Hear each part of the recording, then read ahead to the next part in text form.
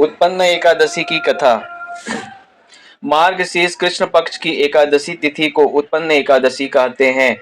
कथा सुनने पढ़ने का बहुत महत्व होता है। व्रत कथा का पाठ करने से सभी मनोकामनाएं पूर्ण होती है। और उत्पन्न एकादशी की व्रत कथा इस प्रकार है।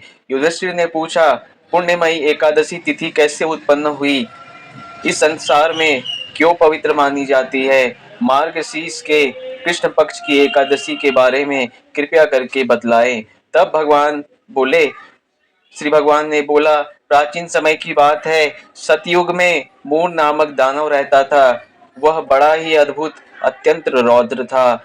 उसने इंद्र को भी जीत लिया था। संपूर्ण देवता उससे परास्त होकर स्वर्ग से निकाले जा चुके थे और शक्ति तथा भयभीत होकर पृथ्वी पर विचरा करते थे। एक दिन सब देवता महादेव जी के पास गए और बोले, हे कैलाशपति, मूर दैत्य से भयभीत होकर हम सब देवता मृत्यु लोक में फिर रहे हैं। तथा भगवान शिव ने उस समय कहा, देवताओं, तीनों लोकों के स्वामी, भक्तों के कष्टों को दुख को दूर करने वाले भगवान विष्णु की शरण में जाओ। भगवान श्री कृष्ण कहते हैं, युधिष्ठिर, महादेव जी की बात सुनकर परम बुद्धिमान देवराज इंद्र संपूर्ण देवताओं के साथ वहां गए जहां भगवान विष्णु श्री हरि क्षीरसागर में सो रहे थे। इंद्र ने हाथ जोड़कर स्तुति आरंभ की। इंद्र बोले, देवता और दानव दोनों ही आपकी वंदना कर रहे हैं। पुंडरीकाक्ष, संपूर्ण देवता मूर नामक दानव से भयभीत होकर आपकी शरण में आए हैं। इंद्र की बात सुनकर भगवान विष्णु बोले, देवराज, जिसने सब देवताओं को जीत लिया है उसका नाम क्या है?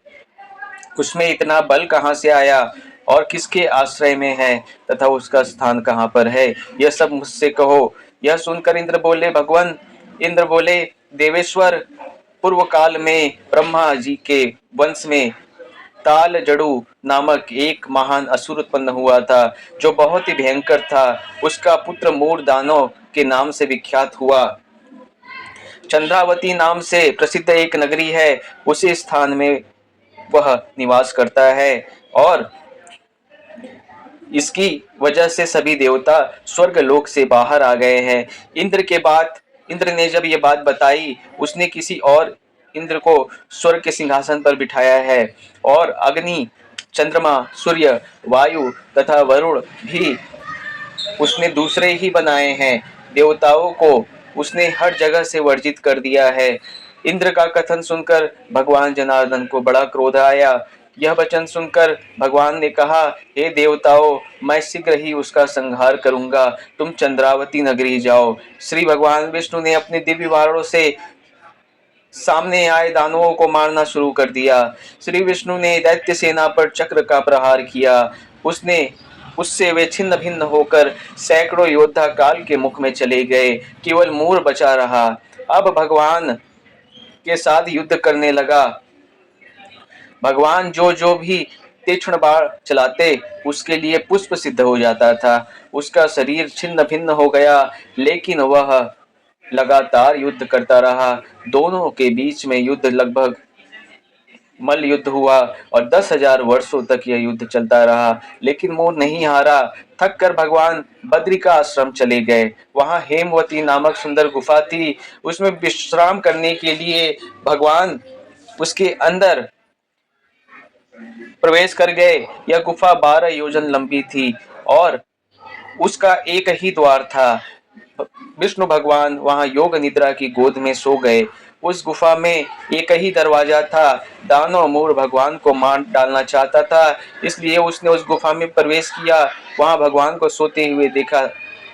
उसे बहुत हर्ष हुआ। उसने भगवान को मारना चाहा, लेकिन तभी भगवान के शरीर से कांतिमय रूप वाली देवी प्रकट हुई, जो दिव्य अस्त्र शस्त्रों से युक्त देवी थी। देवी ने राक्षस मूर को ललकारा और युद्ध किया। उससे तत्काल मौत के घाट उतार दिया। श्री हरि जब योग निद्रा की गोद से उठे तो सब बातों को जानकर उस देवी से कहा, आपका जन्म एकादशी के दिन हुआ है। कन्या बोली, स्वामी, आपके प्रसाद से ही मैंने इस महादैत्य को मारा है। श्री भगवान विष्णु ने कहा, हे कल्याणी, तुम्हारे इस कर्मों से तीनों लोकों के मुनि देवता आनंदित हुए, अतः मुझसे कोई वर मांग लो। देव दुर्लभ होने पर भी वह वर मैं तुम्हें दूंगा, इसमें तनिक भी कोई संदेह नहीं है। वह कन्या साक्षात एकादशी ही थी। उसने कहा, अगर आप मुझ पर प्रसन्न है तो मैं आपको कृपया से सब तीर्थों में मैं प्रधान, समस्त विघ्नों का नाश करने वाली तथा सब प्रकार की सिद्धि देने वाली देवी बन जाऊं। जनार्दन बोले, जो लोग आप में भक्ति रखते हैं और मेरे दिन को उपवास करेंगे, उन्हें सब प्रकार की सिद्धि की प्राप्ति होगी। जो लोग उपवास, नक्त और एक भुक्त करके मेरे व्रत का पालन करते हैं, उन्हें आप धन, धर्म, मोक्ष प्रदान करना। भगवान बोले, जैसा तुम कहो वैसा ही हो जाए। और इसके साथ ही उत्पन्न एकादशी की कथा समाप्त हुई। प्रेम से बोलिए सच्चिदानंद भगवान की जय, आनंद कंद भगवान की जय, लक्ष्मी नारायण भगवान की जय।